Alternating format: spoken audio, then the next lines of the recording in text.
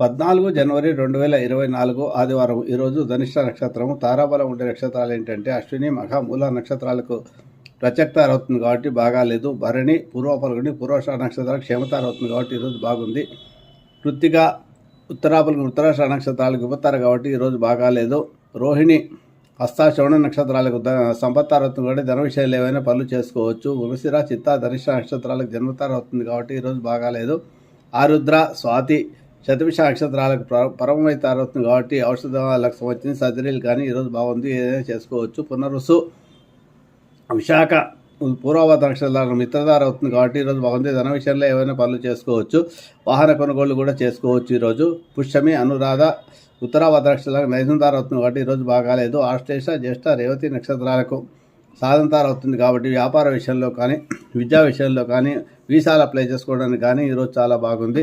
ఉత్తరాయణ పుట్టికాలం ఈరోజు